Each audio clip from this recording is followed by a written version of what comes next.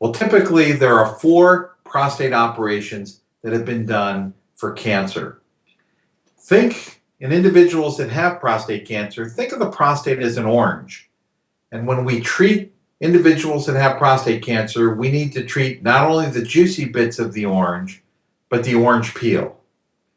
In men that have an enlarged prostate that have difficulty urinating, urgency or frequency, we can go through the penis with a resectoscope and do a rotor-rooter job or trim the prostate out with an operation called a transurethral resection of the prostate. That is a condition that's done for benign disease and in men that have an enlarged prostate. Men that have prostate cancer, on the other hand, need to have not only the juicy bits of that orange taken out, but also the orange peel. And as such, four operations have been developed. The traditional operation is what we call an open prostatectomy. This was popularized by Patrick Walsh down at Johns Hopkins.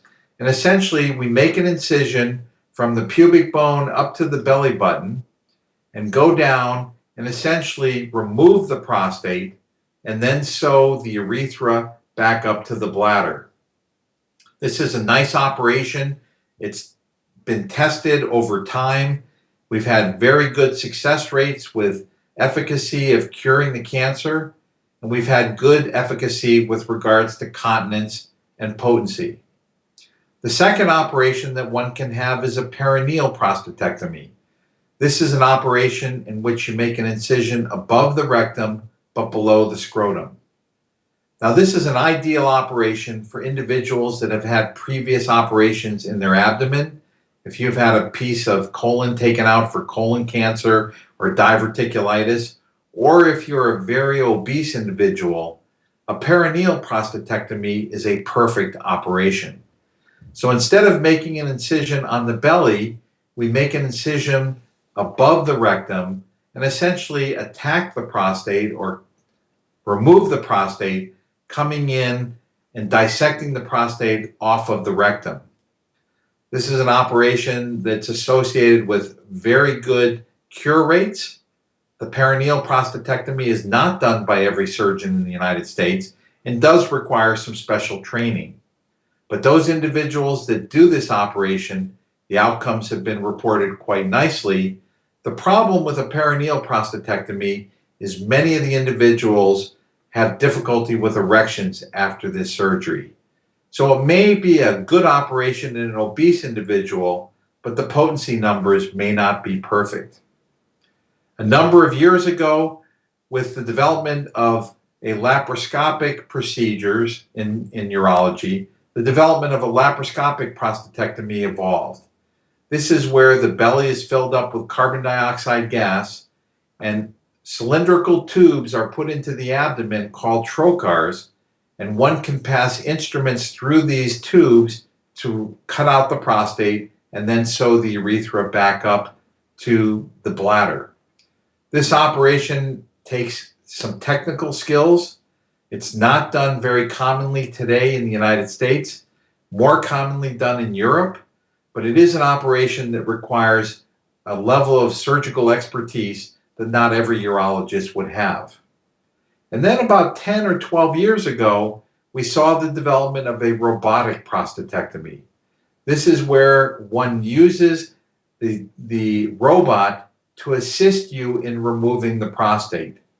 I think the robot offers three advantages to individuals.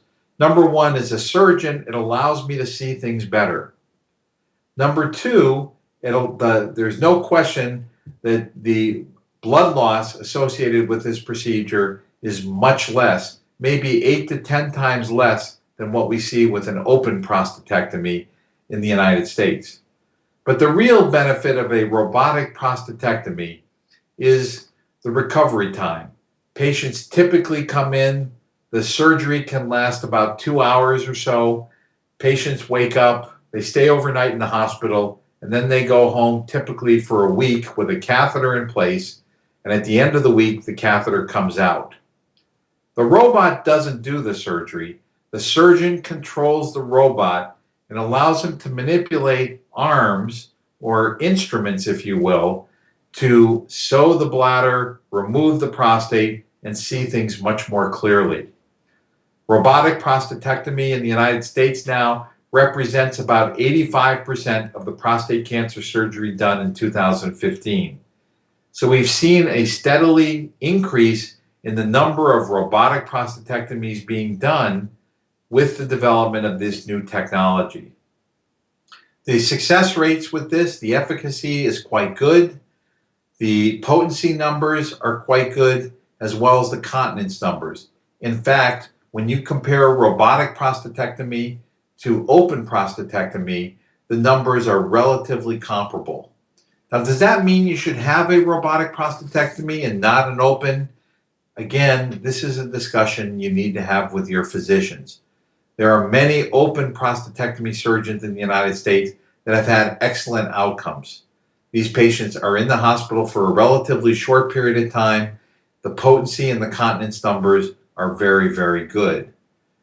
But not everyone does a robotic prostatectomy. And I think what's important when you have your discussion with your surgeon, you need to ask him what his experience is with these procedures.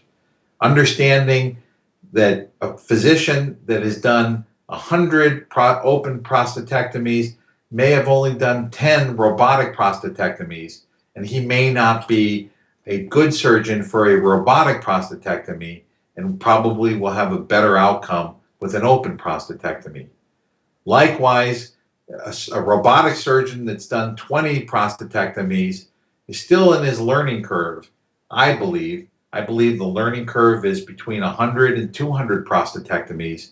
And those individuals that have a greater experience, whether it be done open or robotically, are going to have better numbers with outcomes with regards to continence and potency.